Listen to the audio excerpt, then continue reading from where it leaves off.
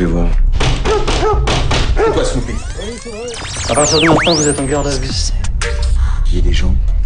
Je vais voir. Vous êtes face à un homme mûr, physiquement encore au point, et qui enseigne l'art d'écrire à des jeunes femmes très attirantes. Parfois, il ramènerait chez lui l'une d'entre elles afin de lui enseigner l'art d'aimer. Nadia? Lydia? Emma? Je pense qu'on prend beaucoup plus de plaisir comme acteur quand on a son texte sans même y penser dans la tête. Il faut être prêt comme un athlète.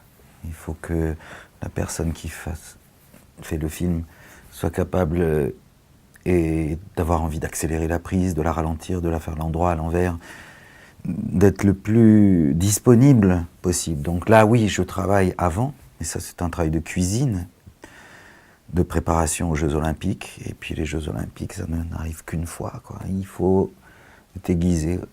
Donc, faites de moi ce que vous voulez, et puis j'y vais. Si quelque chose vous revenait au sujet de cette... Barbara. Elle s'appelle Barbara, oui. Tu courais après cette étudiante? Je suis la mère de Barbara. Je voudrais vous parler. Enchanté. Qu'est-ce qu'elle vous veut? Ils ont peut-être retrouvé le corps de la gamine. Vous lisez trop de polar. Mais je suis sûr que c'est ici, sur le campus, que tout s'est joué. Qu'est-ce qui se passe, Marc? Rien.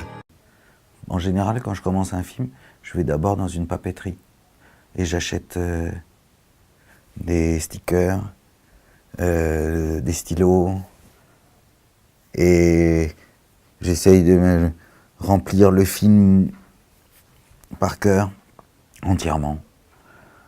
Après, je l'écris à la main. Après, je le tape.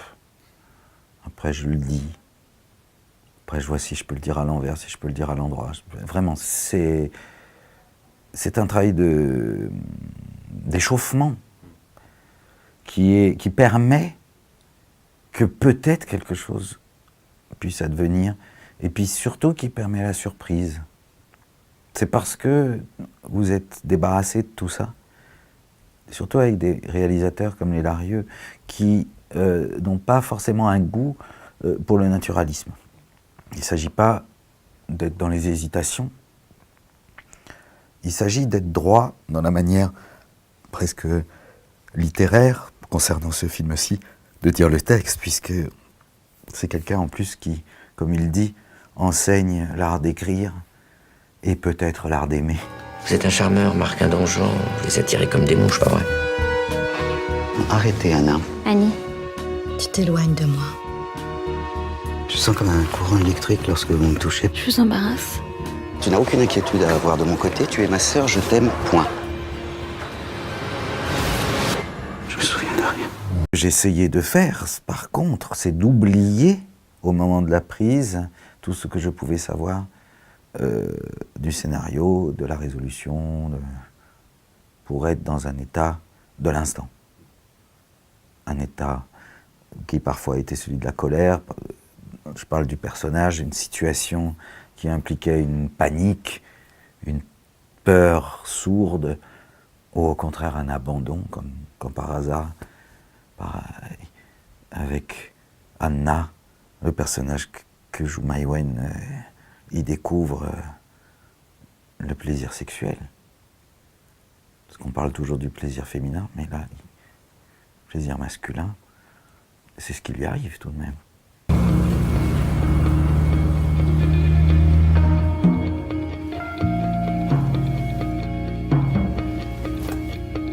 Comment apprendre à ces jeunes créatures le choix d'un mot, l'invention d'une phrase, la création d'un rythme pour traduire cette sensation, le renouveau? Si un acteur un jour vous dit qu'il a souffert, que c'est difficile, c'est un menteur. Avant tout, c'est tellement amusant, tellement extraordinaire d'être débarrassé de la difficulté de vivre. Jouer, c'est les vacances. Jouer, c'est l'oubli de tout. Jouer, c'est ne plus avoir d'inquiétude en tant que père, en tant que mari, en tant que fils, en tant que citoyen, en tant que tout. Donc, arrêtons avec ces histoires de la difficulté. Il s'agit d'être au point, techniquement, parce que ça, on n'a pas le droit. On est tellement bien payé qu'il faut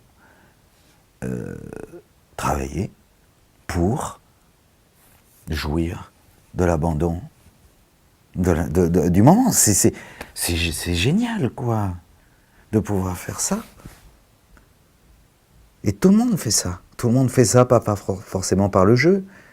Ça peut être par le golf, ça peut être par la natation, ça peut être par le modélisme, ça peut être par travailler dans une association, ça peut être en croire en Dieu, ça peut être ne pas croire en Dieu. Vous voyez ce que c'est tout, c'est une activité comme une autre qui fait que dans ces moments-là, un être humain se dépasse, quoi. Et ça ne vous appartient plus. Parce que ça se passe dans une relation, là, avec des gens qui fabriquent un film, ou avec des acteurs, des actrices. C'est amusant, c'est amusant. C'est quoi votre problème?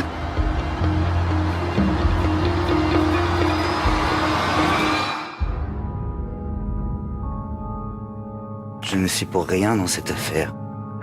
Le fait de filmer à la montagne, ce qui est souvent le cas dans les films d'Alarieux, fait que vous êtes dans un état physique non contrôlé, qui, j'espère, se voit. Et c'est comme aussi des outils narratifs, parce que au lieu d'être théorique, ils passent par...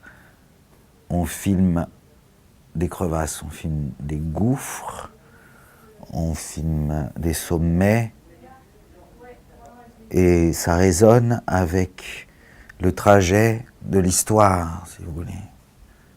Ces gouffres prendraient en charge les blancs qu'a le personnage sur lui-même, puisque le personnage et le spectateur découvrent en même temps ces moments de vide, d'absence, dont il ne sait pas ce qu'il fait.